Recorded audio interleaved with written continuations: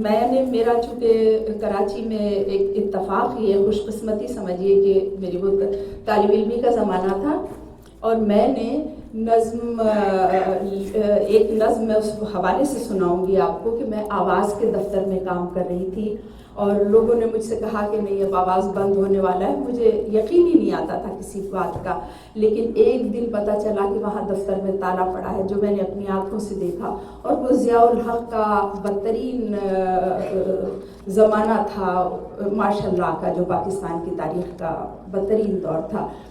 تو اس وقت میں نے, آپ نے سنا ہوگا جانب صاحب کو کہ شہر میں ہو کا عالم تھا, جن تھا یا ریفرینڈم تھا, تو وہ ہو کا عالم تھا شہر میں. اس پہ میں نے نظم کہی تھی اور اس نظم کو میں نے آواز کے نام سے, کیونکہ رسالہ آواز مجھے ایسا لگتا تھا میرا پرچہ ہے, یہ ان کی بڑائی تھی کہ انہوں نے مجھے اتنا حق دیا ہوا تھا. تو ان کی معاونت میں, سرپرستی میں جو پرچہ چلتا تھا جس پر مقدمات قائم کیے گئے اور سزائیں تھیں جو کہ تو وہ نظم میں نے آواز کے نام سے بھیجی تو کہیں نہیں چھپی. پھر میں نے نام بدل کے جب بھیجی تو وہ نظم چھپ گئی. آپ کی خدمت میں پیش کرتی ہوں. پہلے اس نظم سے شروع کرتی ہوں کہ مالک کیسا سناٹا ہے, مالک کیسا سناٹا ہے, دل روتا ہے تو چار طرف اپنی ہی صدا کی گونج سنائی دیتی ہے. مالک کیسا سناٹا ہے, دل روتا ہے تو چار طرف اپنی ہی صدا کی گونج سنائی دیتی ہے. سینے کے خالی کاسے میں کوئی زخم کا سکہ گرتا ہے تو ایک چھناکا ہوتا ہے. سینے کے خالی کاسے میں کوئی زخم کا سکہ گرتا ہے تو ایک چھناکا ہوتا ہے. مالک کیسا اندھیارا ہے, ہاتھ کو ہاتھ سجھائی نہ دے, آواز کی سمت دکھائی نہ دے.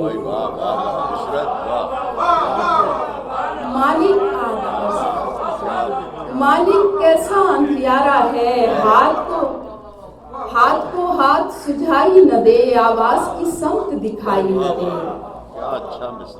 ہر سانس پہ ایسا پہرا ہے جیسے ساری بستی پتھر یا شہر کا شہر ہی بہرا ہے. جیسے ساری بستی پتھر یا شہر کا شہر ہی بہرا ہے. خاموشی کا آسیب جہاں گلیوں گلیوں منڈلاتا ہے, اندیشوں کا افریت جہاں آتا ہے اور ہر رات کسی آواز کا خون پی جاتا ہے.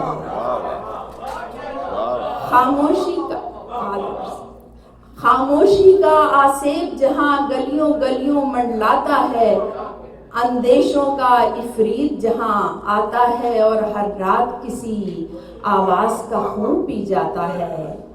پھر گلیوں گلیوں رات گئے مردہ آوازوں کے سائے ایک خوف نیا پھیلاتے ہیں. اس بستی میں ہر صبح تعفن میں لپٹی, ہر شام نحوست میں ڈوبی, یہ ویرانی مجھے ڈستی ہے, یہ بام و در کا سناٹا مجھے کھاتا ہے. اس بستی میں مالک میرا جی گھبراتا ہے.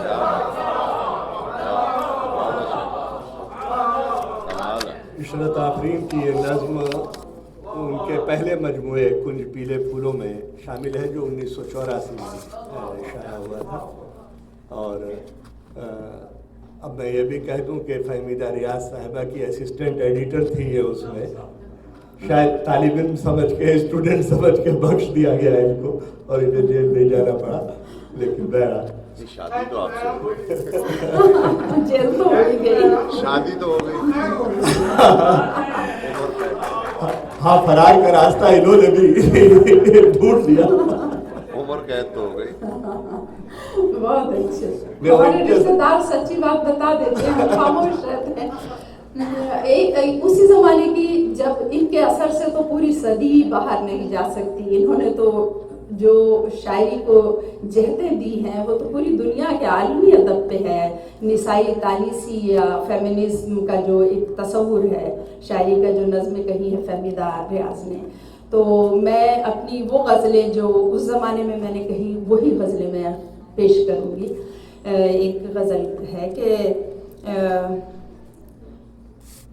بھوک کی کڑواہٹ سے سرد کسیلے ہونٹ، بھوک کی کڑواہٹ سے سرد کسیلے ہونٹ، خون اگلتے سوکھے چٹخے پیلے ہونٹ، اور ٹوٹی چوڑی ٹھنڈی لڑکی باغی عمر. کیا بات، کیا بات. آدم ٹوٹی چوڑی، آدم ٹوٹی چوڑی ٹھنڈی لڑکی باغی عمر، سبز بدن پتھرائی آنکھیں نیلے ہونٹ.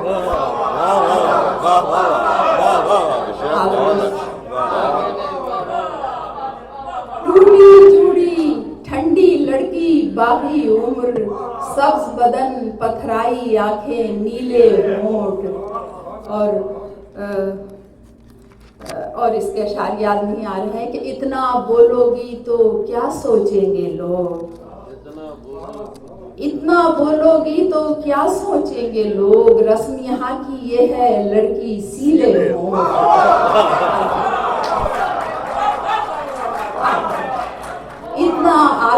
اتنا بولو گی تو کیا سوچیں گے لوگ، رسم یہاں کی یہ ہے لڑکی سیلے ہونٹ. دیکھیے 30-35 سال پرانی غزل یاد آ گئی، وہ برکت ہے. فہمیدہ آپا کو دیکھ کے یاد آ گئی. اور اسی طرح کی غزل اور ہے کہ جنہیں کہ عمر بھر سہاگ کی دعائیں دی گئیں، جنہیں کہ عمر بھر سہاگ کی دعائیں دی گئیں، سنا ہے اپنی چوڑیاں ہی پیس کر وہ پی گئی.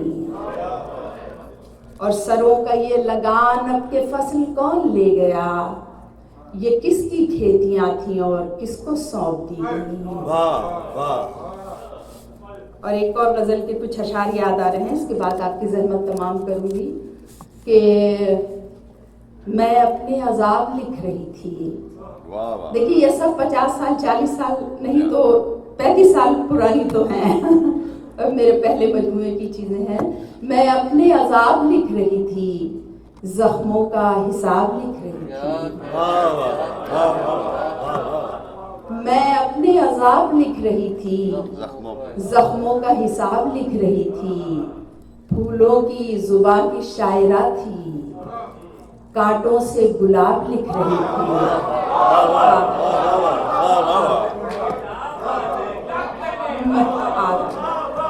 میں اپنے عذاب لکھ رہی تھی، زخموں کا حساب لکھ رہی تھی. پھولوں کی زبان کی شاعرہ تھی، کانٹوں سے گلاب لکھ رہی تھی. اور ہر بوند شکستہ بام و در پر، ہر بوند شکستہ بام و در پر بارش کا عتاب لکھ رہی تھی. ہر بوند شکستہ بام و در پر بارش کا عتاب لکھ رہی تھی. اور ایک نسل کے خواب کے لہو سے، شعر دیکھیے گا کہ ایک نسل کے خواب کے لہو سے ایک نسل کے خواب لکھ رہی تھی.